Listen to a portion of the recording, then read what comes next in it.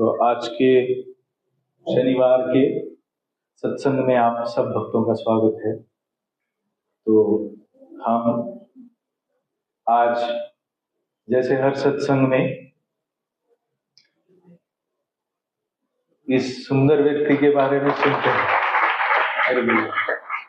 तो आज भी हम इस सुंदर व्यक्ति के बारे में श्रवण करके उनके प्रति पूरी तरह आसक्त होने के लिए, उनमें आश्रित होने के लिए आए हैं। तो इनके सौंदर्य का वर्णन उनकी लीलाओं में, कथा में, उनके उपदेशों में है। तो इनके प्रति हमें आकर्षित होना है, तो हमें बाकी सब चीजों के प्रति आकर्षण अपना कम करके थोड़ा सा अपने दिमाग में जो पूरी दुनिया की आवाज चल रही है उस आवाज को थोड़ा कम करके अंतर्मुख होना है। प्रभु जी ध्रुव महाराज की टीचिंग में है, शायद ध्रुव महाराज की प्रार्थना में है या प्रहलाद महाराज की, मुझे याद नहीं आ रहा, कि एक क्षण भगवान का चिंतन भी लाखों करोड़ों जन्मों से अच्छा है। याद नहीं आ रहा है, बट ऐसा है। एक भक्त का कहना है कि एक क्षण का भी अगर चिंतन हो जाए तो करोड़ों जन्म का भी जितना हमें मिलता नहीं है, सुकृति या फल या आनंद, उतना सारा आनंद एक क्षण में मिल जाता है। तो इसीलिए उस क्षण को ढूंढने के लिए हम सब सत्संग में आते हैं। तो उस क्षण को हमें प्राप्त करना है तो हमें अंतर्मुख होके भगवान के प्रति आकर्षित होने के लिए अपना हृदय खोलना है। तो उस भावना में अगर हम श्रवण करेंगे कथा का, तो हमें कथा का बहुत ही सुंदर लाभ मिलता है। परंतु अगर हमारा दिमाग, हमारे विचार, सब कुछ पूरा दुनिया भर घूमते रहेंगे यहाँ बैठ के भी, तो हम इस सुंदर व्यक्ति के प्रति आकर्षित नहीं हो पाएंगे। इतने सुंदर होके है कोई इतना सुंदर आपके दिमाग में जो भी व्यक्ति है, अभी जो भी वस्तु है, क्या इतनी सुंदर कोई है व्यक्ति या वस्तु? परंतु क्या हम इस सुंदर व्यक्ति के प्रति इतने आकर्षित है कि 24 घंटे पूरे week, 7 days in a week, पूरा महीना, 30 दिन एक महीना के, और पूरे साल और पूरे जीवन भर इनके सिवाय कुछ और देखते नहीं? ऐसा होना चाहिए ना। अगर बहुत ही सुंदरता से कोई आकृष्ट हो जाए तो फिर वो इनके सिवाय किसी और की तरफ ध्यान ही नहीं देगा। परंतु ऐसी अपनी स्थिति नहीं है। हमारी स्थिति अलग अलग विषयों में आसक्त है। इसी वजह से हम सत्संग श्रवण करने के लिए बहुत गंभीर होनी चाहिए, हमें बहुत गंभीर होना चाहिए, क्योंकि हमें इस सौंदर्य का पता ये ग्रंथ बताते हैं। श्रील प्रभुपाद जैसे साधु जिन्होंने इस सौंदर्य को देखा है, इस सौंदर्य का अनुभव किया है, इस सौंदर्य के प्रति पूरी तरह से आकृष्ट है और आश्रित है, ऐसे महान संत, ऐसे गुरु, ये हमें इस ज्ञान के बारे में, इस भगवान के स्वरूप के बारे में हमें बहुत गहरा ज्ञान देते हैं। हमें वो पता बताते हैं जहां से हम इस व्यक्ति को प्राप्त कर सकते हैं।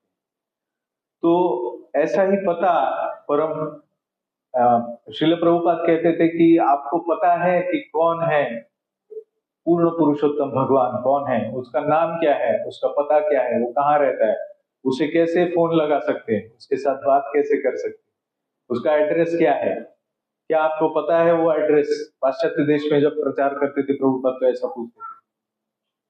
तो ये पता, वैसे तो हमें सिर्फ एक एड्रेस करके पता है, परंतु एड्रेस पता होने से ही सब कुछ नहीं होता है। एड्रेस पे जाने के लिए गूगल मैप भी लगता है। तो उसी तरह से ये सब ग्रंथ जो है वो मैप की तरह है, जो हमें भगवान के धाम में, भगवान के समीप, भगवान के सानिध्य का अनुभव कराते हैं।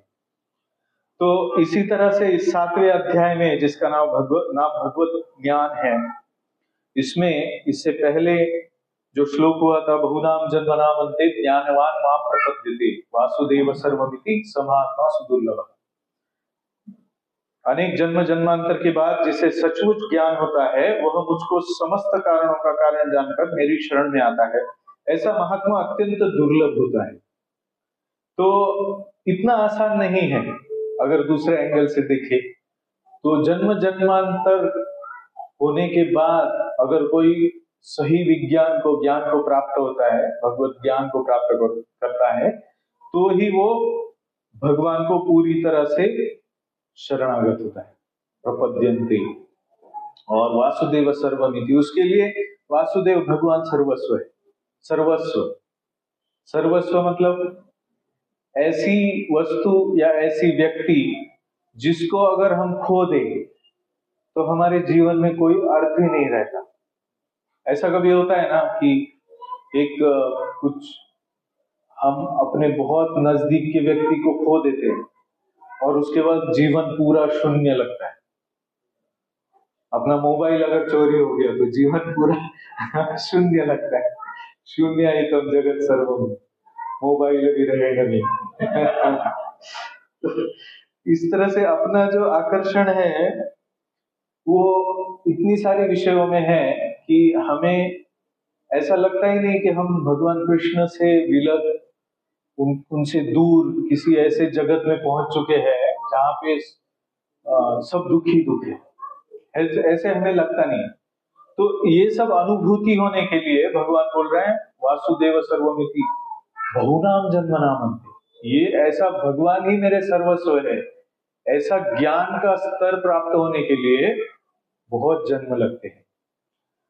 तो वो बहुत सारे जन्म भक्तों ने पूरे किए होते हैं ऑलरेडी, इसीलिए वासुदेव सर्वमिति वो जानते हैं। पर जितने हम इस तथ्य को अपने हृदय में अनुभव नहीं करते हैं उतने हम इस ज्ञान से, भगवत ज्ञान विज्ञान से विमुख है, दूर है। तो कभी कभी श्रील प्रभुपाद बहुत तीखी भाषा में लिखते हैं तात्पर्यों में कि जो संपत्ति, स्त्री आदि से आकर्षित है वो व्यक्ति पूरी तरह से मूर्ख है, मूढ़ है। वो जो भी बोलता है ना उसको कुछ भी वैल्यू नहीं है, क्योंकि उसका ज्ञान पूरा शून्य है।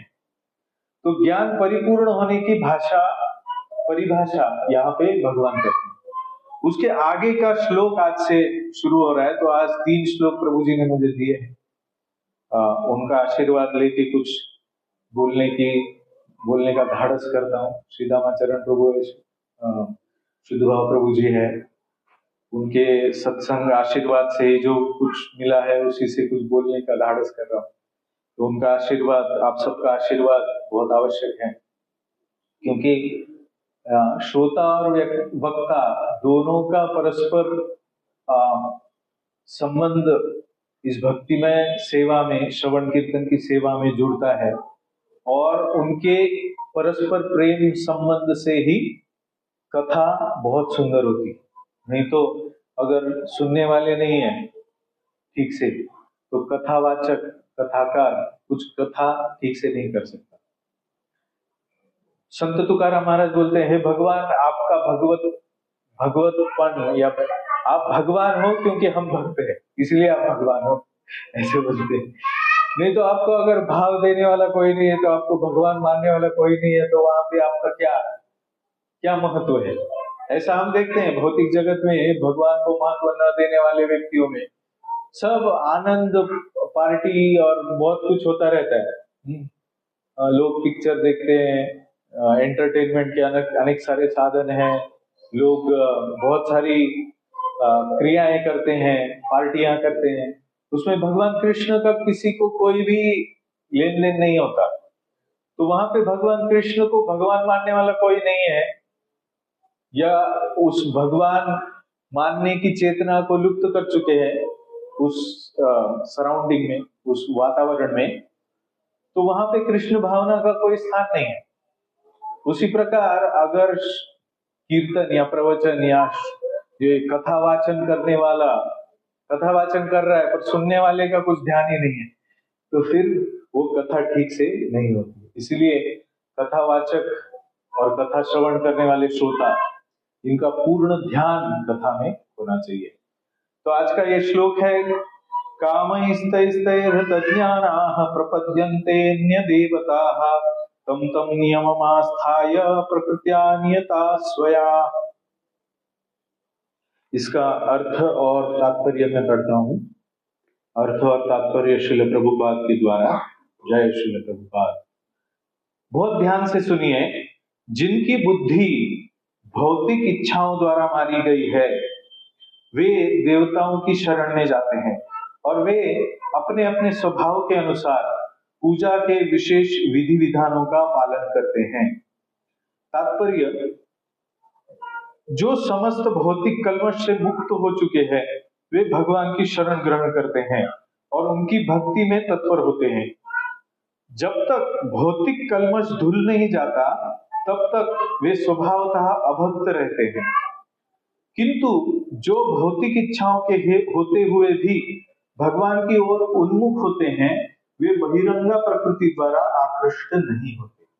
बहुत एक ऐसा फॉर्मूला एक वाक्य में दिया है श्रील प्रभुपाद ने। चूंकि वे सही उद्देश्य की ओर अग्रसर होते हैं, सम्यक व्यवस्थितो ही सह, ऐसा एक जगह पे भगवान बोलते हैं। सम्यक व्यवस्थितो ही सह मतलब जो सम्यक मतलब बहुत सही स्थान पे आ चुका है और उसकी बुद्धि उस सही स्थान पे स्थिर है, इसको सम्यक व्यवस्थितो ही सह बोलते हैं। तो वही यहाँ पे बोला है, चूंकि वे सही उद्देश्य की ओर अग्रसर होते हैं अतः वे शीघ्र ही सारी भौतिक कामेच्छाओं से मुक्त हो जाते हैं। श्रीमद् भागवत में कहा गया है कि मनुष्य को चाहिए कि स्वयं को वासुदेव के प्रति समर्पित करे और उनकी पूजा करे, चाहे वह भौतिक इच्छाओं से रहित हो या भौतिक इच्छाओं से पूरित हो या भौतिक कल्मश से मुक्ति चाहता हो। जैसा कि भागवत स्कंद 2 अध्याय 3 श्लोक क्रमांक 10 में कहा गया है, अकामः सर्व कामो वा मोक्ष काम उदारधि तीव्रेण भक्ति योगेन यजेत पुरुषं परम। जो अल्पज्ञ है तथा जिन्होंने अपनी आध्यात्मिक चेतना खो दी है। क्या हम अल्पज्ञ है? क्या हमने अपनी आध्यात्मिक चेतना खो दी है? आपको क्या लगता है? मेरी तो पूरी आध्यात्मिक चेतना खो चुकी है क्योंकि अगर व्यक्ति आध्यात्मिक चेतना में हो ना तो भगवान का नाम लेने के बाद उसके आंखों से सतत अश्रुधारा बहती। अगर ये नहीं हो रहा है हमारे साथ तो हम अपनी आध्यात्मिक चेतना को खो चुके हैं। तो उनके लिए क्या, उन अल्पज्ञों के लिए क्या? जो अल्पज्ञ है तथा जिन्होंने अपनी आध्यात्मिक चेतना खो दी है वे भौतिक इच्छाओं की अविलंब पूर्ति के लिए देवताओं की शरण में जाते हैं। सामान्यतः ऐसे लोग भगवान की शरण में नहीं जाते क्योंकि वे निम्नतर गुणों वाले रजो तथा तमो गुणी होते हैं, अतः वे विभिन्न देवताओं की पूजा करते हैं। वे पूजा के विधि विधानों का पालन करने में ही प्रसन्न रहते हैं। देवताओं के पूजक छोटी छोटी इच्छाओं के द्वारा प्रेरित होते हैं और यह नहीं जानते कि परम लक्ष्य तक किस प्रकार पहुंचा जाए, किंतु भगवत भक्त कभी भी पथभ्रष्ट नहीं होता। चूंकि वैदिक साहित्य में विभिन्न उद्देश्यों के लिए भिन्न भिन्न देवताओं के पूजन का विधान है, अतः जो भगवत भक्त नहीं है वे सोचते हैं कि देवता कुछ कार्यों के लिए भगवान से श्रेष्ठ है, किंतु शुद्ध भक्त जानता है कि भगवान कृष्ण ही सबके स्वामी हैं। चैतन्य चरितामृत में आदि खंड 5वां अध्याय 142वां श्लोक कहा गया है, अकेले ईश्वर कृष्ण एकले कृष्ण ईश्वर कृष्ण आर सब भृत्य। केवल भगवान कृष्ण ही स्वामी है और अन्य सब दास है। फलतः शुद्ध भक्त कभी भी अपनी आवश्यकताओं की पूर्ति के लिए देवताओं के निकट नहीं जाता, वह तो परमेश्वर पर निर्भर रहता है और वे जो कुछ देते हैं उसी से संतुष्ट रहता है। ओम अज्ञानतिमिरान्धस्य ज्ञानाञ्जनशलाकया चक्षुरुन्मीलितं येन तस्मै श्रीगुरवे नमः। श्रीचैतन्यमनोभीष्टं स्थापितं येन भूतले स्वयं रूप कदा मह्यं ददाति स्वपदान्तिकं। वन्देऽहं श्रीगुरोः श्रीयुतपदकमलं श्रीगुरुवैष्णवांश्च श्रीरूपं साग्रजातां सहगणा रघुनाथान्वितं तं सजीवं साद्वैतं सावधूतं परिजनसहितं कृष्ण चैतन्य देवं श्री राधा कृष्ण पादान् सहगणा ललिता श्री विशाखान्वितांश्च नमो विष्णुपादाय कृष्ण प्रेष्ठाय भूतले श्रीमते भक्ति वेदांत स्वामी निति नामिने नमस्ते सारस्वते देवी गौरवाणी प्रचारिणे निर्विशेष शून्यवादी पाश्चात्य देश तारिणे वाञ्छाकल्पतरुभ्यश्च कृपा सिन्धुभ्यैव च पतितानां पावनेभ्यो वैष्णवेभ्यो नमो नमः पञ्चतत्त्वात्मकं कृष्णं भक्तरूपस्वरूपकं भक्तावतारं भक्ताख्यं नमामि भक्तशक्तिकं हे कृष्ण करुणा सिन्धु दीनबन्धो जगत्पते गोपेश गोपिकाकान्त राधाकान्त नमोस्तुते तप्त कांचन गौरांगी राधे वृंदावनेश्वरी वृषभानुसुते देवी प्रणमामि हरिप्रिये जय श्री कृष्ण चैतन्य प्रभु नित्यानंद श्री अद्वैत गदाधर शिवासादि गौर भक्तवृंद हरे कृष्ण कृष्ण कृष्ण हरे हरे हरे राम राम राम हरे हरे हरे कृष्णा कृष्ण कृष्ण हरे हरे हरे राम राम राम हरे हरे हरे कृष्णा कृष्ण कृष्ण हरे हरे हरे राम राम राम हरे हरे हरे कृष्ण। तो आज के इस श्लोक में कामैस्तैस्तैर्हृतज्ञाना प्रपद्यन्ते अन्य देवता। तो इससे पहले के श्लोक में जैसे था बहुनाम जन्मनाम अंते ज्ञानवान मां प्रपद्यते, ज्ञानवान जो है वो मेरी शरण में आता है। यहाँ पे क्या बोला है? अपहृत ज्ञान।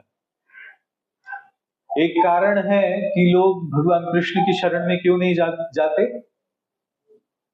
क्यों नहीं जाते? क्योंकि वो किसी और की शरण में होते। शरण के सिवाय तो व्यक्ति रह ही नहीं सकता, आश्रय के सिवाय कोई रह नहीं सकता।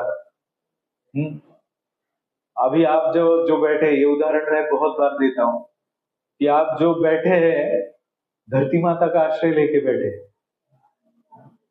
उसकी शरण में है। धरती अगर कांपने लगे, उसकी शरण हिलने लगे, तो हम डर से पूरे हवा गुल हो जाएगा पूरा। मैंने अनुभव किया है भूकंप का, कैसे होता है जब धरती माता जब पाप सहन नहीं कर सकती है मनुष्य मात्र का, तो कांपने लगती है। ऐसे बोलते हैं कि गौ माता की हत्या करने की वजह से भूकंप होते। तो हम हमेशा ही शरणागत होते हैं, हमेशा ही। शरण के सिवा हम कुछ भी नहीं कर सकते।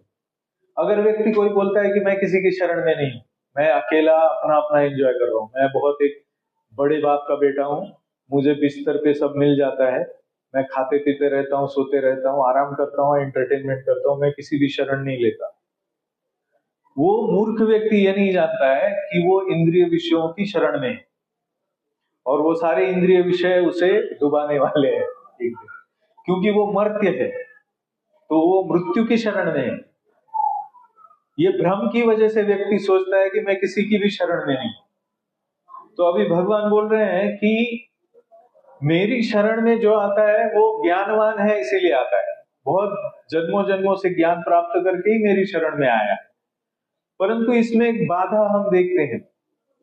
वैसे तो भारतवर्ष में जो जन्मे हैं वो कम से कम वैदिक ज्ञान के बारे में थोड़ा बहुत जानते हैं।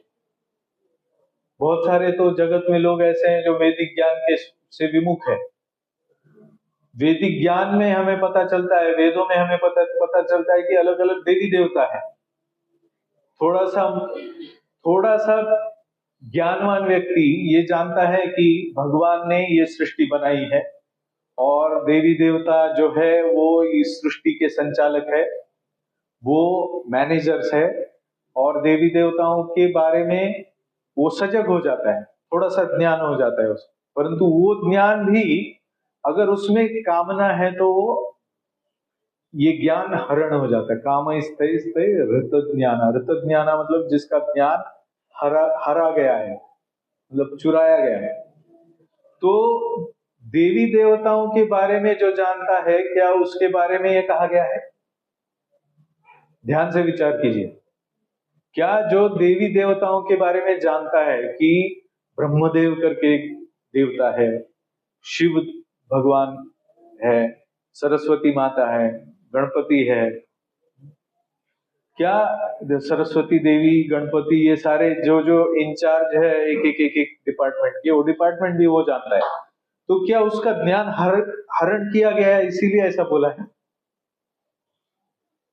क्या इसलिए बोला है ऐसा कि मैं अगर जानता हूं ब्रह्मदेव है और शिव जी है, उमा है, पार्वती, सरस्वती देवी, सरस्वती वंदना हम स्कूल में करते थे ना, तो क्या ये अपहृत ज्ञान है इसलिए करते हैं? सरस्वती माता को पूजन करना क्या अपहृत ज्ञान का लक्षण है? बहुत बार इस्कॉन के ऊपर लोग चिढ़ जाते हैं ये क्या है, हम देवी देवताओं की उपासना करते हैं तो क्या हम अपहृत ज्ञान हो गए? ये तो वेदों के खिलाफ बोल रहे हैं। एक बहुत सूक्ष्म फर्क है, वो हमें जानना है। यहाँ पे भगवान बोल रहे हैं कामस्तैस्तै ऋत ज्ञान प्रपद्यन्ते अन्य देवता। देवता और काम से अपहृत ज्ञान, ये दोनों अलग अलग चीजें हैं। देवी देवताओं को कुछ कामना के लिए मांगना, ये अपहृत ज्ञान कहा गया। देवी देवताओं को जानना, देवी देवताओं के बारे में सुनना, देवी देवताओं को नमस्कार करना, ये अपहृत ज्ञान नहीं है। काम भावना से उनके प्रति एक आदान प्रदान का भाव रखना, ये अपहृत ज्ञान, ज्ञान ना होने का लक्षण है। तो क्या कामना क्या होती है? अपहृत काम से अपहृत ज्ञान, मतलब काम क्या होता है इसको हमें जानना है। तो काम जो होता है दो प्रकार का होता है, इस लोक की कामना और परलोक की कामना। इस लोक में सुखी होने की कामना और परलोक में भोगों की कामना, या इस लोक के भोगों की कामना या परलोक के भोगों की कामना। अगर हमें मनुष्य शरीर मिला है तो अलग अलग पुराण, अपने वेद ये कहते हैं कि मनुष्य शरीर ये भोग योनि नहीं, ये परमात्मा प्राप्त करने के लिए प्राप्त योनि है। मनुष्य शरीर जो हमें मिला है, ये शरीर, उसका तात्पर्य क्या है? हमें परमात्मा की प्राप्ति, उसी के लिए ये शरीर अनुकूल है, उसी के लिए उसको बनाया गया है। परंतु अगर हम भोग में उसको आसक्त करते हैं, विलास में आसक्त करते हैं, तो इसका अर्थ यह है कि हमें जो ये विवेक युक्त मनुष्य शरीर मिला है, हम उसको परमात्मा की प्राप्ति न करके कामनाओं की पूर्ति में लगा रहे हैं। जो नहीं करना है वो कर रहे हैं। इसीलिए ये मूर्खता का लक्षण है, अपहृत ज्ञान का लक्षण। पहला पॉइंट ये है कि हमें शरीर मिला है, किस चीज के लिए मिला है? जैसे राधेश्याम प्रभु अपने पुस्तकों में उदाहरण देते, एक मर्सिडीज बेंज लेके कोई खेती में वो हल नहीं चलाता है वैसे ही ये मनुष्य शरीर ऐसा मर्सिडीज बेंज, मतलब हमारी महत्व बुद्धि इन चीजों में, इसलिए इसका उदाहरण दिया जाता है। वैसे तो जो संत होते हैं उसके लिए मर्सिडीज बेंज भी कुछ काम का नहीं है, पर ये मनुष्य शरीर जो है इसकी वैल्यू इतनी ज्यादा है, परमात्मा प्राप्ति करा के दे सकता है, सब दुखों से हमेशा के लिए वियोग कराने के लिए योग दिया है, जो योग इस शरीर से प्राप्त किया जा सकता है। ये शरीर ऐसा क्या बोलेंगे उसको, ऐसा साधन या ऐसा एक, वो बोलते हैं ना यान है, यान से हम जाते हैं ना कहीं, यहां से दिल्ली जाना है, यहां से अमेरिका जाना है, यान से जाते हैं। यहां से लोग, वो कौन सा सुनीता विलियम्स, वो यान में बैठ के कहीं दूसरे ग्रहलोक में भी जाने के इसमें रहते हैं, कोशिश में। तो यान से हम किसी और लोक में जा सकते हैं। तो अगर इस यान को हम इसी लोक में घुमाते रहे जैसे विमान है, विमान में आप बैठे हैं, एयरपोर्ट पे अगर वो विमान उधर ही, वो रनवे पे उधर ही घूम रहा है, वो उड़ ही नहीं रहा है, तो फायदा क्या है उसका? तो इस लोक के भोग अगर इस शरीर से प्राप्त कर रहे हैं, तो वो विमान उसी के रनवे पे इधर उधर घूम रहा है। लोग बोलेंगे अरे उड़ाओ है ये विमान, क्यों मूर्ख हो क्या पायलट को बोलेंगे? ये विमान इधर घुमाने के लिए, इधर पिकनिक के लिए नहीं है। या अगर उस विमान से हम लोग जहां जाना है उधर जाते ही नहीं है, बीच में ही रुक जाते हैं, तो वो भी कुछ फायदे का नहीं। इसीलिए इस लोक के और परलोक के भोगों को प्राप्त करने के लिए इस मनुष्य शरीर को उड़ाना नहीं है, चलाना नहीं है। तो ये एक भाव इस काम ही में आता है। काम में मतलब ये कामना पूर्ति के लिए नहीं है। कामना पूर्ति क्या होती है? हम किसी संयोगजन्य सुख की इच्छा करते हैं, उसे कामना कहते हैं। संयोगजन्य सुख मतलब किसी इंद्रिय को किसी इंद्रिय विषय के साथ जोड़ना, मतलब खाना पीना, अच्छे ड्रेस पहनना, अच्छा स्पर्श करना, अच्छा कुछ पीना, अच्छा कुछ स्मेल करना, ये सारे जो है इनमें हम सुख लेते हैं। तो ये क्या है? ये भौतिक कामनाओं को प्राप्त करने की इच्छा है। तो या तो ये इच्छा होती है, कामना दो तरह की होती है, या तो धन संग्रह करना और बहुत सारा धन प्राप्त करके अपनी भौतिक इच्छाओं को पूर्ण करना, या तो फिर स्वर्ग आदि परलोक में भोग हो। ये दो प्रकार की कामना होती है। तो लोगों को, अगर आप महाभारत रामायण आदि भी पढ़ेंगे ना, तो वेदों में लोग हमेशा कहते हैं कि ऐसे व्यक्ति को स्वर्ग लोक की कभी प्राप्ति नहीं हो सकती, इसीलिए ऐसा नहीं करना चाहिए। वैदिक शास्त्र में, पुराणों में ऐसी कथाएं आती है, जो लोग ऐसे बोल रहे हैं कि अरे स्वर्ग में नहीं नरक में जाओगे। तो ये स्वर्ग या नरक भी ये हाफ वे है, मतलब ये हमारा गंतव्य स्थान नहीं है, स्वर्ग या नरक। तो धन संग्रह या व्यक्ति संग्रह, ये भी कामनाएं, भौतिक कामनाएं है। जैसे बहुत सारा धन कमा के मैं बहुत सारी चीजों को प्राप्त करूं, या बहुत सारा धन कमा के मेरा नाम हो जाए इस जगत में, ये दोनों भी भौतिक कामना है। पुण्य संग्रह की कामना भी वैसे ही भौतिक कामना है।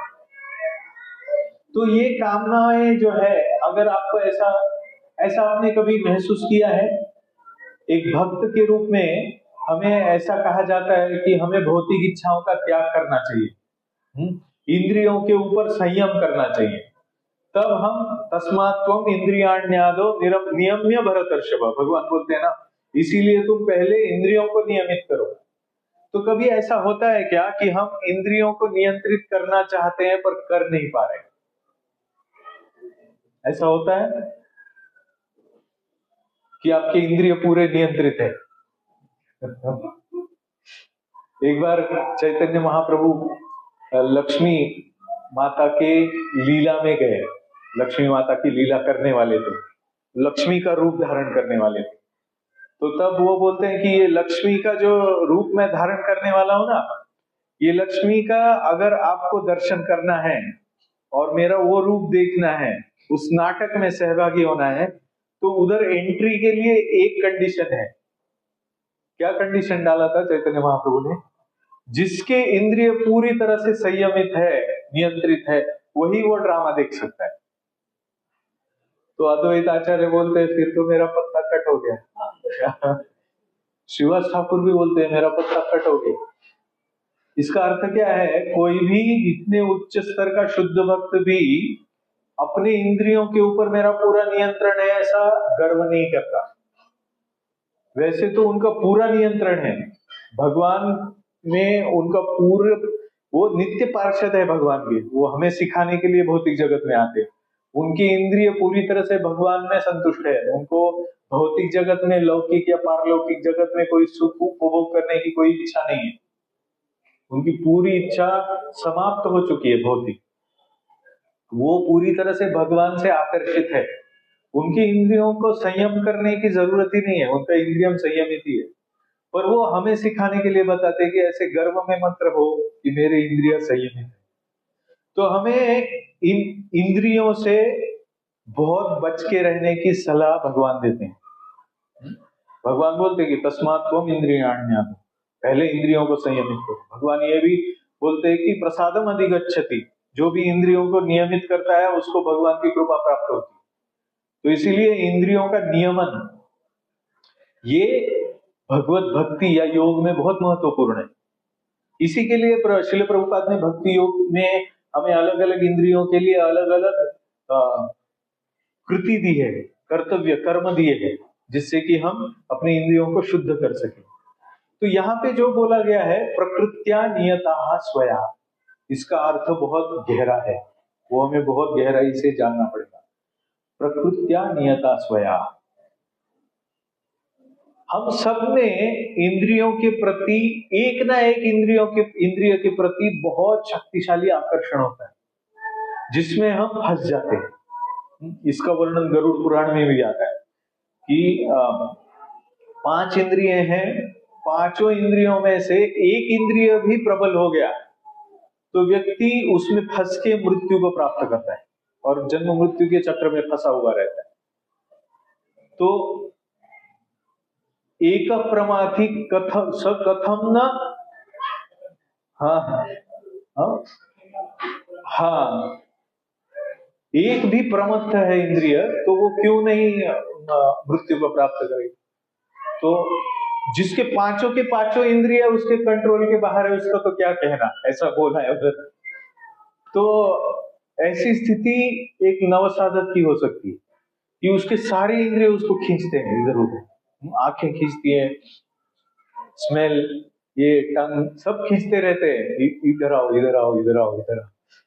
तो यह सेवते पंचभिरेभ्य पंच पंच जो 5 इंद्रियों का पंच खाता है वो तो क्या कहां से उठ पाएगा। तो कोई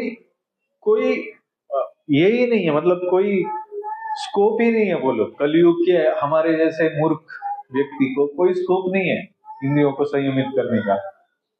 तो ये इंद्रियां जो है यह असंयमित होने का कारण होता है, वो इस श्लोक में कहा गया प्रकृत्या नियता स्वया, क्योंकि ये प्रकृति से बद्ध है।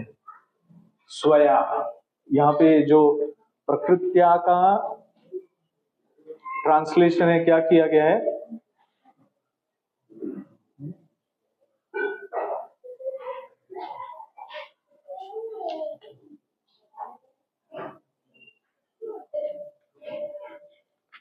प्रभुपाद लिखते हैं स्वभाव से, नियतः वश में हुए, स्वया अपने आप, अपना एक स्वभाव होता है, अपना एक आकर्षण होता है, उस स्वभाव की वजह से व्यक्ति का ध्यान हरण हो जाता है।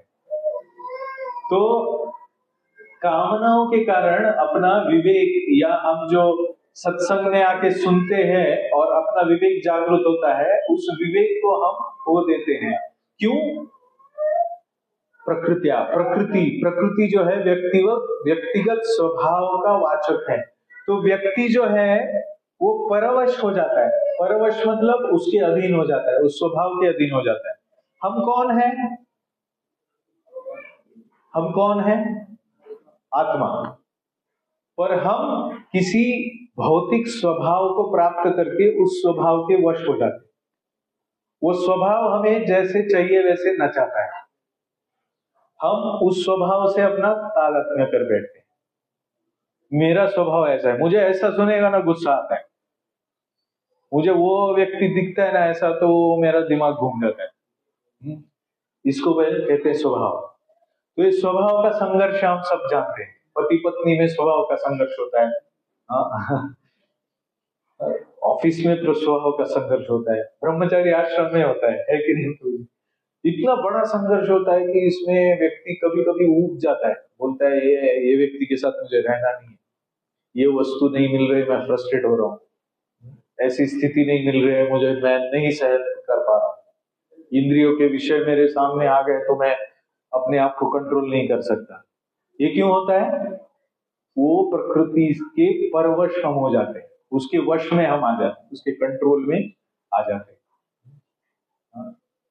ये प्रभु जी को श्लोक पता रहेगा कि झपेटिया धरे, क्या है वो, माया। हाँ, कृष्ण भूलिया जीव भोग वांछा करे। भोग वांछा क्यों होता है? कृष्ण भूलिया।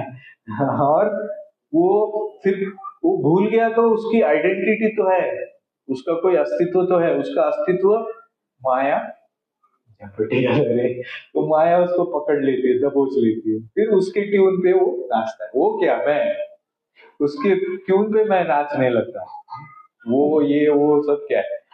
हम भगवान का नाम लेते हुए अश्रुपात नहीं कर रहे, तो हम भी वो प्रकृति के वो जैसे मदारी जो होता है ना, एक एक मरकट को नचाता है, एक बंदर को नचाता है, वो डमरू बजाते है, वैसा वो माया डमरू बजाती है और हम नाचते रहते।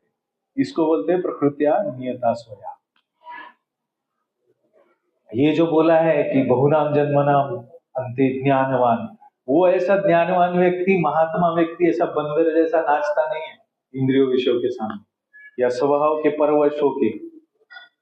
वो कोई ऐसा ही स्थिति नहीं है। हमें कभी ऐसा अहंकार नहीं होना चाहिए कि मैं भक्त बन गया, ज्ञानवान बन गया, अभी मैं अभी मैं महात्मा बन गया। जब तक हम प्रकृति के वश में है, तब तक हम वो मदारी के बंदर जैसे है।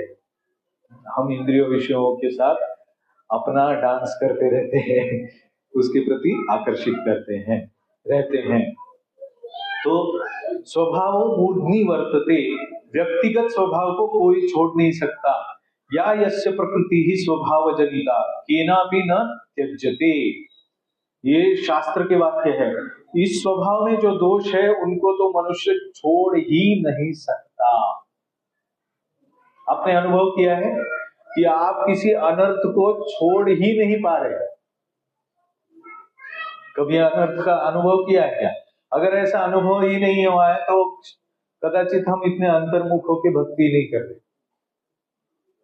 हाँ, हमको माया ने कैसे पकड़ लिया है इसका अनुभव ही नहीं किया हमने, तो हमने कुछ तो मिस किया है। हम अंतर्मुख होकर अपने श्रवण को मनन चिंतन ध्यान में बदल नहीं पा रहे। हम दुखी नहीं हो रहे कि हम कृष्ण से दूर है, हम विषयों से आकर्षित होकर मूर्खों की तरह भागते जा रहे हैं। इसके बारे में हमें कुछ लेना देना ही नहीं, हम आनंद में रह रहे हैं। मुझे आप सबको दुखी नहीं करना है, परंतु गलत जगह पे सुखी नहीं करना है। सही जगह पे सुखी होना है, गलत जगह पे सुखी नहीं होना है। तो इसीलिए मनुष्य, ऐसे शास्त्र का कहना है कि मनुष्य अपने स्वभाव को छोड़ ही नहीं सकता। स्वभावो दुरतिक्रमः, स्वभाव को अतिक्रम ही नहीं कर सकता। तो फिर कैसे करेंगे?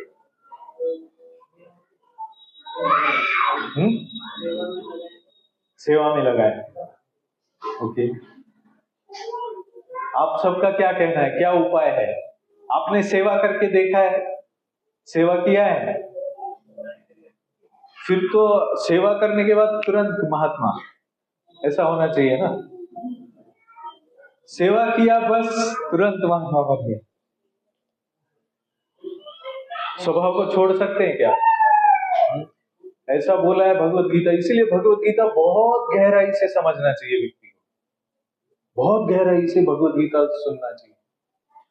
भगवत गीता में कहा है कि ऐसा इस सृष्टि में कोई भी व्यक्ति नहीं है जो त्रिगुणों के परे, त्रिगुणों से बद्ध नहीं है।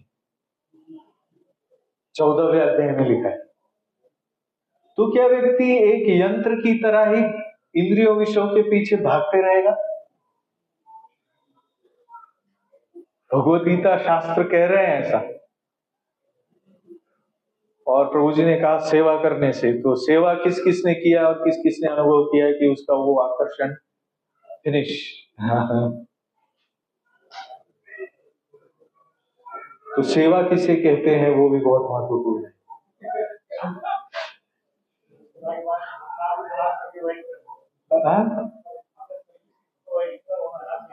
हाँ, तो न धनम न जनम न सुंदरी कविताम वा जगदीश कामनी मम जन्मनि जन्मनि ईश्वरे भवतात् भक्ति हेतु की। ये स्तर को प्राप्त करना है। तो भले ही ऐसा शास्त्रों में दिया है, परंतु मनुष्य जन्म की महिमा ये है। क्या हुई फिर मनुष्य जन्म का क्यों बताया ऐसा? मनुष्य जन्म में फिर महिमा ही नहीं है। अगर दूसरे प्राणियों जैसा एक यंत्र के तरह यंत्रारूढ़ानी माया के इसमें ही चला गया, तो फिर मनुष्य जीवन का इतना क्या अर्थ है? तो इसीलिए ये बहुत महत्वपूर्ण है कि मनुष्य को इस शक्ति को प्राप्त करने का मार्ग दिया गया है। मनुष्य अपने स्वभाव को छोड़ सकता है जब वो अपने आप को इस प्रकृति से परे जानने लगता है, उसका अनुभव करता है कि मैं ये प्रकृति नहीं हूं।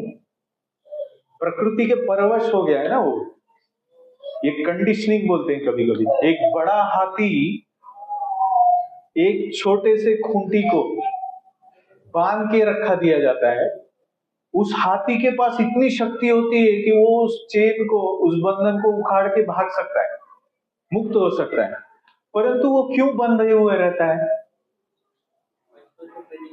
बचपन से ट्रेनिंग मिला है। वैसे ही हमें ऐसा बद्धता मिल चुकी है, हम अपने आप को बद्ध मानने लगे कि मेरे से होगा नहीं, मैं ये कर ही नहीं पाता, कर ही नहीं पाऊंगा। ये भी एक प्रकार की बद्धता है कि मैं इस अनर्थ से मुक्त ही नहीं हो सकता। तो ये जो है मनुष्य जन्म में, मनुष्य के भीतर कामना पूर्ति का उद्देश्य जब तक रहता है तब तक वो अपने स्वभाव को सुधार नहीं सकता। ये बहुत गर्भित अर्थ है इसका। कामैस्तैस्तै अपहृत ज्ञाना प्रपद्यन्ते अन्य देवता तम तम नियमम आस्थाय प्रकृत्या नियता स्वया, प्रकृत्या नियता स्वया, प्रकृति से नियंत्रित होके। अगर व्यक्ति प्रकृति से नियंत्रित होके काम करता है तो वो बद्ध है, प्रकृति से ऊपर उठ के काम करता है तो वो बद्ध नहीं है। यही श्रील प्रभुपाद कहते हैं कि जब मनुष्य पूरी तरह से भगवान को शरणागत होके उनका आश्रय लेके भगवत भक्ति में सेवा का कार्य करता है, इसमें कामनाओं का त्याग गर्भित अर्थ है, वो एक्सपेक्टेड है वो करना। जब वो करता है तब वो प्रकृति के परवशता से हट जाता है। महात्मानस्तु माम पार्थ दैवी प्रकृतिमाश्रिता। हम आश्रय किसका लेते हैं? आश्रय मतलब कोई बता सकता है आश्रय शब्द का अर्थ क्या है? और इस श्लोक में जो शब्द है उसका और आश्रय का कनेक्शन क्या है? हम जब प्यास लगती है तो किसका आश्रय लेते हैं? पानी का आश्रय लेते हैं। कृष्ण का आश्रय लेते हैं कि पानी का आश्रय लेते हैं? जब हम भूख से बिलक जाते हैं, इतनी भूख लगी है कि बस अभी एक कुछ आ जाए सामने बस हाँ, तब हम किसका आश्रय लेते हैं? कृष्ण का आश्रय लेते हैं कि अन्न का आश्रय लेते हैं?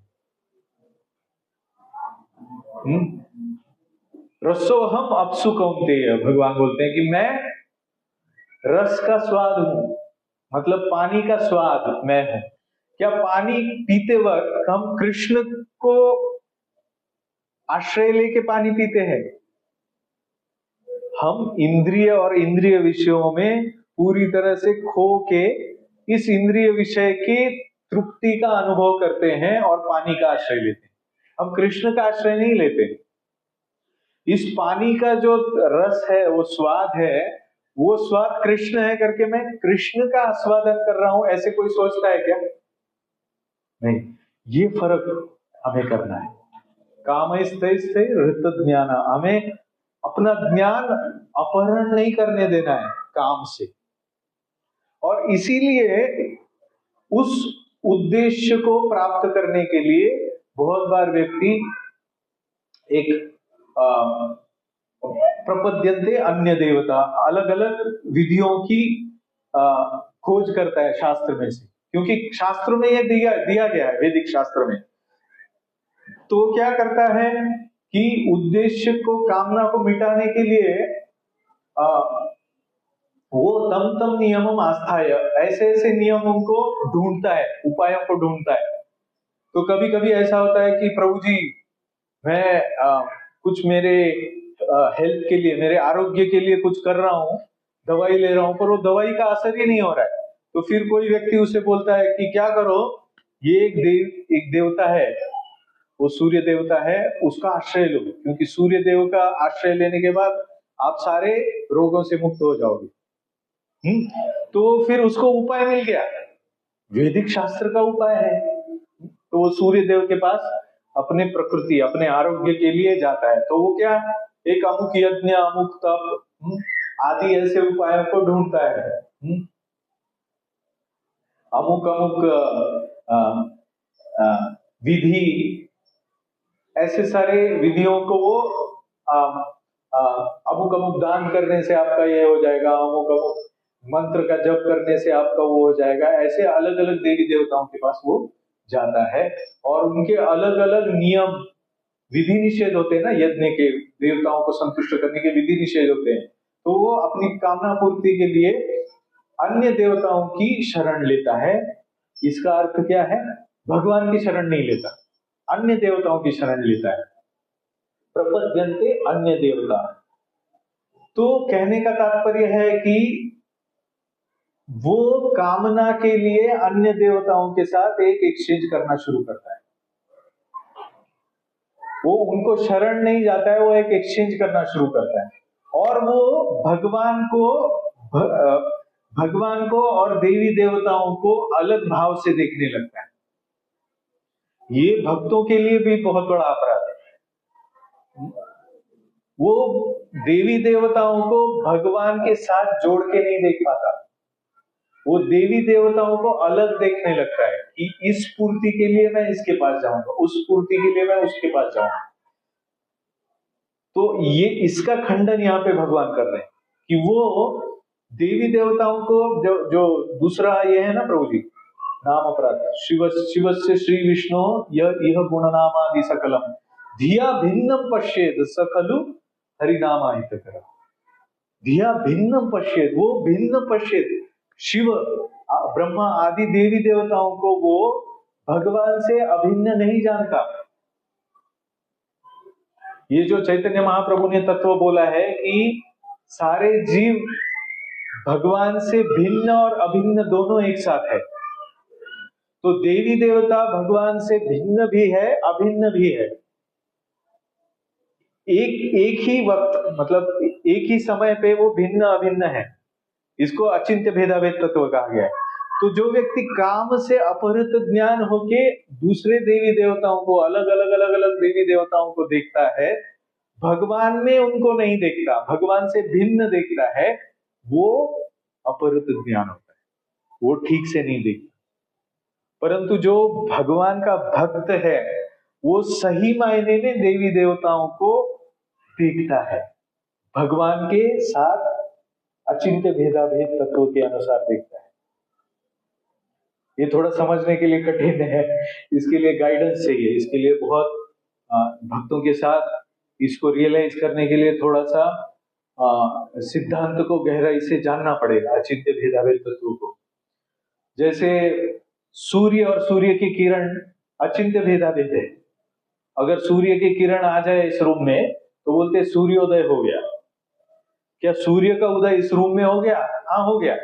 अरे फिर तो रूम जल जाएगा, सूर्य में इतनी उष्णता है कि सूर्य से तो जल जाएगा। तो इसका कहने का गर्भित अर्थ क्या है? सूर्य किरण सूर्य से अभिन्न है।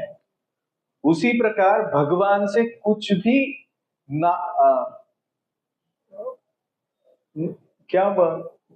नास्ति परतरन मत्तः परतरन नास्ति धनंजय। हाँ मयि सर्वम इदम प्रोतम सूत्रे मणिगणा इव। अगर वो सूत्र को, भगवान को नहीं देखता है और मणि को ही देखता है, देवी देवताओं को ही देखता है, तो इसके लिए वो परिपूर्ण रूप से देख नहीं रहा। ये इसमें महत्वपूर्ण है। तो इसीलिए देवी देवताओं की शरण लेने में कामना और स्वभाव की परावष्टा, ये दोनों कारण होते हैं और इसीलिए ये अपहृत ज्ञान का कारण है। अब अगर इसी चैप्टर में हम देखें तो भगवान एक जगह पे कह रहे हैं, चतुर्विधा भजन्ते माम जना सुकृतिनोर्जना आर्तो जिज्ञासु अर्थार्थी ज्ञानी च भरतर्षभ। भगवान ये कह रहे हैं कि 4 प्रकार के लोग मेरे उपासना करते, भजते माम। कौन? आर्तो मतलब जिसको दुख है बहुत, जिज्ञासु, हाँ, जिज्ञासु मतलब जिसे जानना है, ज्ञान प्राप्त करना है, अर्थार्थी जिसको अर्थ प्राप्त करना है। तो अभी अर्थार्थी, यहां पे भगवान अपहृत ज्ञान क्यों नहीं बोल रहे? अगर अर्थ, काम अर्थ, ये पहले बोला ना हमने, लौकिक या पारलौकिक धन संग्रह करना और उससे इंद्रिय विषयों को प्राप्त करना, स्वर्ग लोक को प्राप्त, स्वर्ग की कामना करना, ये क्या है? अर्थ। तो भगवान चतुर्विधा भजन्ते माम जना सुकृतिनो अर्जुना बोल रहे, सुकृति बोल रहे हैं।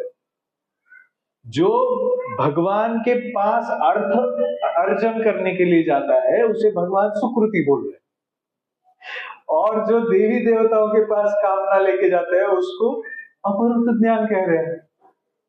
क्या ये पार्शियलिटी नहीं है? कोई अगर कृष्ण की महत्ता को नहीं जानता है तो बोलेगा अरे वाह, और आगे जाके भगवान बोल रहे उदारा सर्वयत ज्ञानी प्राप्त्वा इव मे मतम, मतलब मेरा मत है कि ये सारे के सारे उदार चेता है। ये क्या है? अगर भगवान के पास मांगो तो उदार है, मांगो तो भी उदार है, और सुकृति है, पुण्यवान है व्यक्ति अगर भगवान के पास मांग रहा है। और किसी देवी देवता के पास जाता है तो अपहृत ज्ञान है। ये कैसे? कोई बता सकता है इसका उत्तर?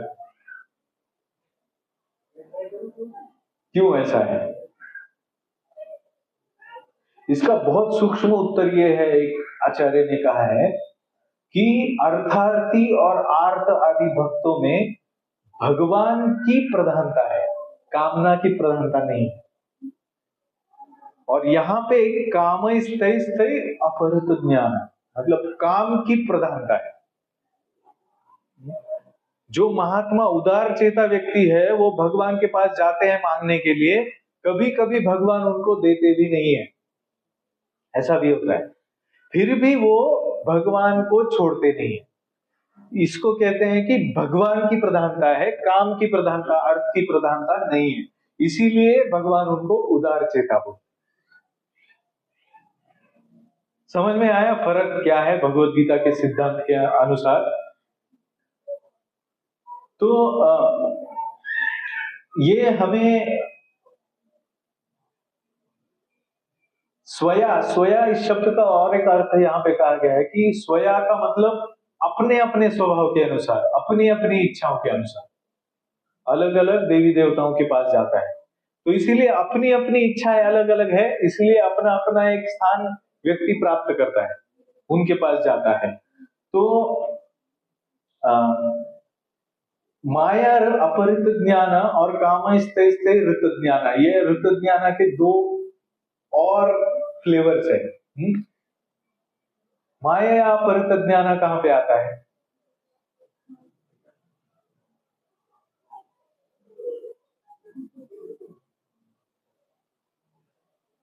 आसुरी भाव आश्रिता,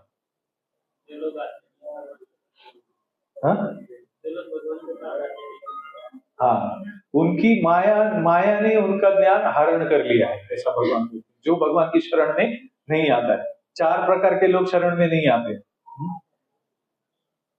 वो तो शरण में आते हैं। जो शरण में नहीं आते हैं उनके बारे में भगवान बोलते हैं माया, एक कैटेगरी है माया अपहृत ज्ञान आसुरी भाव आश्रिता, नमाम दुष्कृतिनो मूढ़ा प्रपद्यन्ते नराधमा, माया अपहृत ज्ञान। और यहाँ पे क्या है? काम अपहृत ज्ञान, मतलब दो प्रकार के लोगों का ज्ञान हरण होता है। एक होता है माया से हरण होता है, दूसरा काम से हरण होता है। तो माया से जो हरण होता है वो ज्यादा डेंजरस है। काम से हरण होता है, उसमें रजोगुण की प्रधानता है, कामना की प्रधानता है, परंतु उसका फिर भी देवी देवताओं के पास जाने की वजह से उत्कर्ष हो सकता है।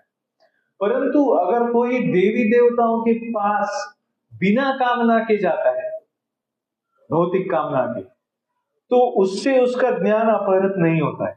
इसके लिए एक सुंदर कथा है, वो मैं बताऊंगा आपको। थोड़े आगे के श्लोक भी पढ़ते हैं। यो यो याम याम तनुम भक्तः श्रद्धया अर्चितुमिच्छति तस्य तस्याचला श्रद्धाम तामेव विदधाम्यहम्। अभी भगवान क्या ट्रिक करते देखो।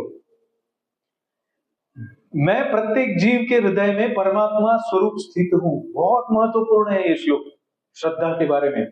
मैं प्रत्येक जीव के हृदय में परमात्मा स्वरूप में स्थित हूं। जैसे ही कोई किसी देवता की पूजा करने की इच्छा करता है, मैं उसकी श्रद्धा को स्थिर करता हूं, जिससे वह उसी विशेष देवता की भक्ति कर सके। तो अगर कोई किसी देवी देवता की भक्ति कर रहा है, तो भक्ति उसको किसने दी है? भगवान कृष्ण ने दी है। तो क्या उसे हमें डिस्टर्ब करना चाहिए? भगवान उसको क्यों नहीं दे रहे अपनी भक्ति?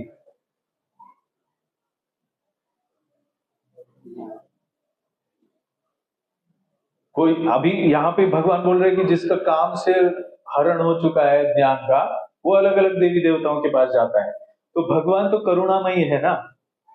भगवान को पता चल रहा है ये देवी देवता को पूजन करना चाहता है, क्योंकि वो परमात्मा रूप में स्थित है। तो वो उसका शुद्धिकरण क्यों नहीं कर रहे?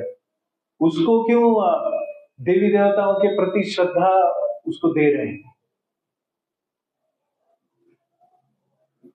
अपने प्रति क्यों नहीं दे रहे? एक जीव का कल्याण किसमें है? काम के पीछे भागने में है कि भगवान को शरण जाने में? अभी भगवान को पता चल रहा है कि ये श्री श्री राधा रमन जी की जय, श्री श्री गौरनिताई की जय, श्री प्रभुपाद की जय। तो भगवान को तो पता चल रहा है ना, तो वो देवी देवता में क्यों दृढ़ कर रहे हैं उसकी श्रद्धा?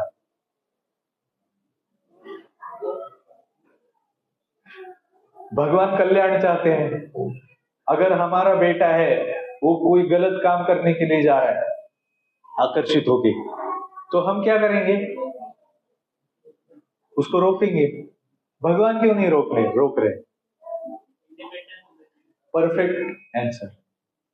क्योंकि भगवान अगर ऐसा करेंगे तो लोग कहेंगे, अरे मैंने तो भगवान शिव को बुलाया था, तुम क्यों आ गए?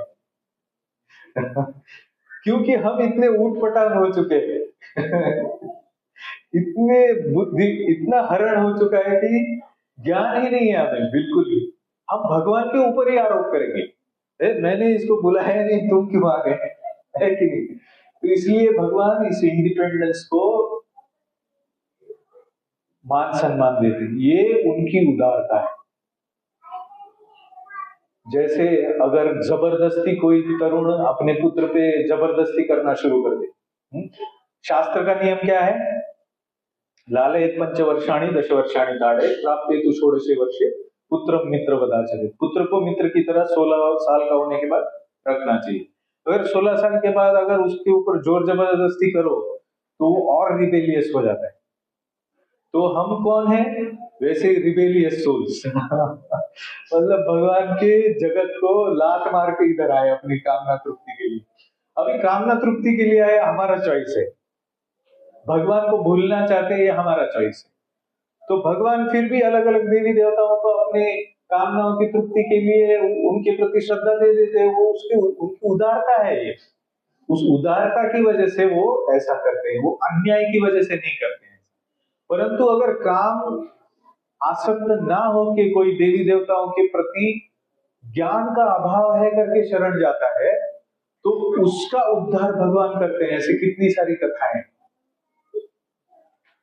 चैतन्य भागवत में तो ये कहा गया है कि अगर भगवान शिव के प्रति भगवान कृष्ण के भक्त एक पॉजिटिव एटीट्यूड या एक उनके प्रति सम्मान, उनकी पूजा अर्चना के प्रति एक प्रेम भाव नहीं रखता है, तो वो कृष्ण को अप्रसन्न करता है।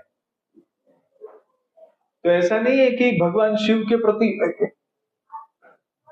कृष्ण, शिव नहीं, ये देवी देवता नहीं, उधर उधर मत देखो, वो अपरत ज्ञान है। कृष्ण कृष्ण, ये भाव बिल्कुल गलत है। काम के लिए, ब्राइब करने के लिए जाना, ये भाव गलत है। परंतु भगवान और देवी देवताओं को भक्त करके जान के उनके पास भक्ति के लिए जानना, काम के लिए नहीं जाना, ये सही है। और इसके कितने उदाहरण अपने शास्त्र में, गोपियों तक के उदाहरण है। गोपियों ने कात्यायनी देवी की उपासना की। युधिष्ठिर महाराज ने सूर्य की उपासना करके अक्षय पात्र को प्राप्त किया। युधिष्ठिर महाराज ने अर्जुन ने शिव की उपासना करके पशुपति अस्त्र प्राप्त किया और भगवान की सेवा में युद्ध में लगाया। तो ये सारे उदाहरण है, अपहृत ज्ञान के उदाहरण नहीं है। ऐसे ही एक कथा, कितना वक्त है, कितना टाइम है, कथा हो सकती है छोटी सी, 5 मिनट। तो एक ऐसी कथा है, चैतन्य भागवत में आती है, केशव कश्मीरी की। आप सब जानते हैं इस कथा को। एक तो महत्वपूर्ण एक बात कह देता हूं कि कोई अगर देवी देवताओं की उपासना कर रहा है तो उसको फोर्स मत करो भगवान कृष्ण की उपासना करने के लिए, ये कहते कि तुम मूर्ख हो, तुम्हारा ज्ञान हरण हो चुका है, इसीलिए तुम देवी देवता की उपासना कर रहे हो, ऐसा जाके उसको मत बोलो, क्योंकि ये श्रद्धा उसको भगवान ने दी, उसको डिस्टर्ब मत करो। सतया श्रद्धया युक्त तस्या आराधना नहीं होते, उस श्रद्धा को प्राप्त करके वो आराधना कर रहा है भगवान से दी गई श्रद्धा से। लभते च तथा कामान मय्येव विहितान्यथा, मैंने ही उसको जो उसको उस देवी देवता की उपासना करके प्राप्त होना है, वो सारा फल कौन देता है? मैं ही देता हूं। देवताओं में अलग से शक्ति नहीं है, देवताओं की शक्ति भगवान से आती है, भगवान ही सैंक्शन करते हैं देवी देवताओं को जो फल देने हैं। ये यहाँ पे लिखा हुआ है कि मय्येव विहितान्यथा, मैंने ही वो वरदान दिया है। परंतु भगवान इतने उदार है कि अपने आप को छुपा लेते हैं, वो दे रहे हैं सही मायने में सब कुछ।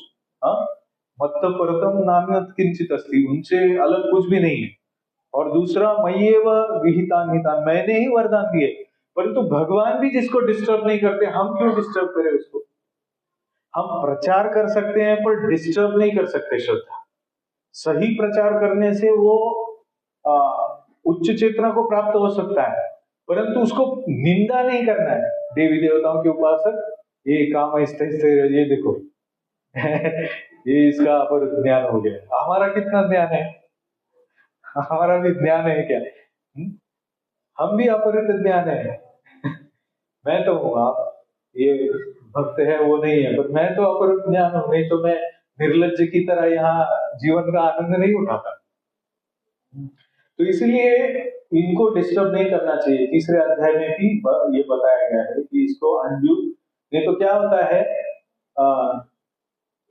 इस्कॉन का भी नाम खराब हुआ है इसकी वजह से बहुत बार, कि एक नव साधक ये सब श्लोक पढ़ता है, घर में जाके ये देवी देवता नाम उठा के फेंक दो अभी या देवी देवताओं का मूर्तियां सब दान दे दो, ये प्री मैच्योर है। ऐसा प्री मैच्योरली नहीं, गाइडेंस के अंदर करना चाहिए, नहीं तो सब धर्म छूट जाता है। हमारे पूर्वजों ने कितने वंश परंपरा से कुछ ये किया हुआ है, सही चेतना में उपासना चल रही थी, आप आके उसको डिस्टर्ब करके उनका अपराध करके, ऐसे हुआ है कुछ ऐसे नव साधकों ने देवी देवताओं का अपराध करके भक्ति भी छोड़ दी बाद में जाके। तो ये बहुत सीरियस है, ये जो दूसरा अपराध है ना, शिव से श्री विष्णु यह गुण नाम आदि सकलम या भिन्नम पश्य, ये अपराध युक्त चेतना में ये नहीं होना चाहिए, बहुत सही चेतना में होना चाहिए। भगवान कृष्ण की भक्ति में एंट्री, देवी देवताओं की भक्ति से उनकी भक्ति में एंट्री, ये बहुत सेंसिटिव पार्ट है वेदों का। तो भगवान बोलते हैं अंतवत्तु फलम तेषां तद्भवति अल्पमेधसाम देवान देव यजो यान्ति मद्भक्ता यान्ति मामपि। जो तुच्छ बुद्धि वाले लोग हैं, ऐसे फल की प्रति आकर्षित होते हैं जो अंत होने वाला है।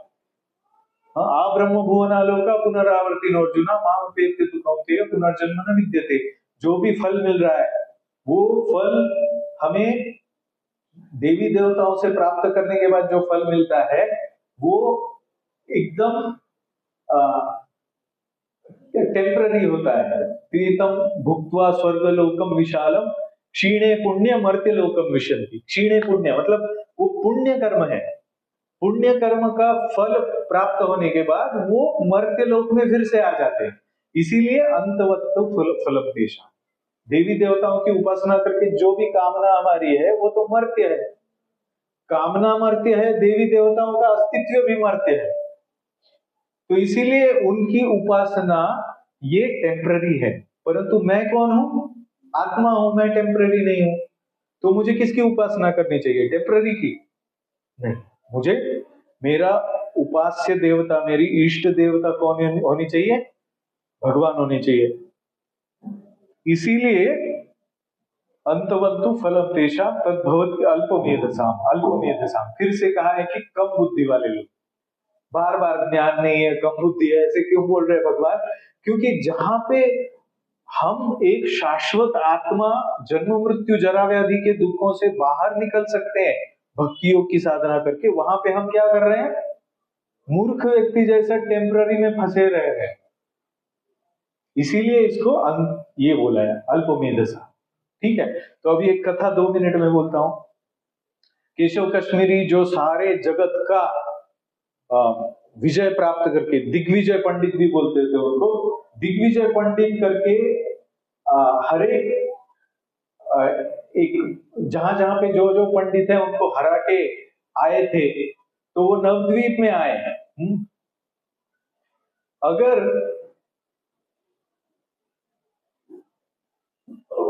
भगवत, मैंने एक बात कही कि काम अपहृत ज्ञान, काम से अपहृत ज्ञान होता है, परंतु किसी देवी देवता में भगवत भाव हो तो क्या होता है? वो केशव कश्मीरी की कथा में हमें समझ में आता है।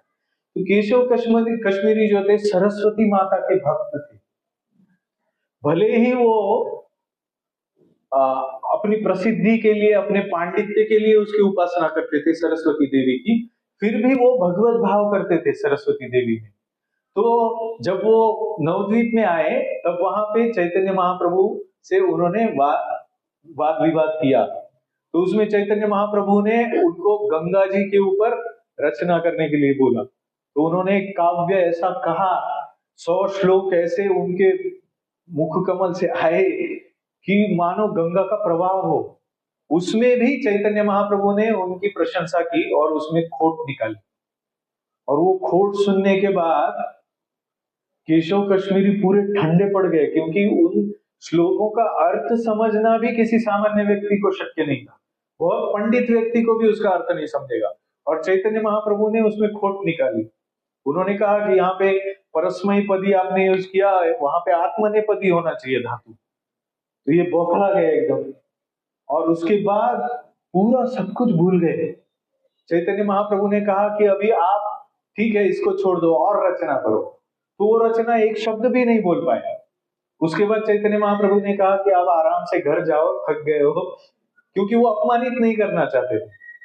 वो फिर गए तो सपने में सरस्वती माता ने दर्शन दिया उनको, जब वो प्रार्थना कर रहे थे सरस्वती माँ के प्रति भगवत भाव करके कि हे माता, जगत जननी, जगत माता, तुम मुझसे आज क्यों रूठ गई? मेरे से कुछ अपराध बन गया क्या? तो सरस्वती माता ने दृष्टांत देके कहा कि अरे तुम किसके सामने वाद विवाद कर रहे हो? वो परम भगवान है, साक्षात भगवान है, मेरे ज्ञान के स्रोत है, मेरे स्वामी है, परम स्वामी है। मैं हूं क्योंकि वो है, सूत्रे मणिगणा ही। ये फूल है क्योंकि ये सूत्र के साथ जुड़ा हुआ है। ये गिर जाएगा अगर सूत्र के साथ हट गया तो कोई अस्तित्व नहीं। तो इसीलिए मेरी वाणी उनके सामने क्या चलेगी? मेरे भगवान है वो। इस तरह से ये उदाहरण से पता चलता है कि देवी देवता अगर निष्पाप भाव है तो भगवान के प्रति भक्ति देते हैं। तो केशव कश्मीरी फिर गए, चैतन्य महाप्रभु की शरण ली। चैतन्य महाप्रभु ने उनको अपना भगवत स्वरूप दिखाया और फिर उनको कहा कि ये सीक्रेट किसी को मत बोलना नहीं तो तुम्हारा पूरा डिस्ट्रक्शन हो जाएगा। तो उन्होंने उधर वो रहे, उन्होंने चैतन्य महाप्रभु के शरण में भक्ति योग का निर्वहन शुरू किया। तो इस तरह से देवी देवताओं के प्रति कैसा भाव होना चाहिए, कैसे लोग देवी देवताओं का भक्ति करके भी भगवान को प्राप्त कर सकते हैं। और कैसे भगवान के भक्त अगर गलत तरीके से इस तत्व को समझते हैं और कुछ अपराध कर बैठते हैं तो क्या होता है, इस सबका विवेचन हमने आज सुना। तो इसके बाद अगर आपको कोई शंका हो तो शुद्ध भाव प्रभु जी है, कुछ प्रश्न हो तो बाद में हम ले सकते हैं, अभी टाइम हो गया मेरे हिसाब से, अभी प्रश्न नहीं ले सकते। हरे कृष्णा। श्रील प्रभुपाद की जय। श्रीमद् भगवद गीता की जय। समस्त भक्त की जय।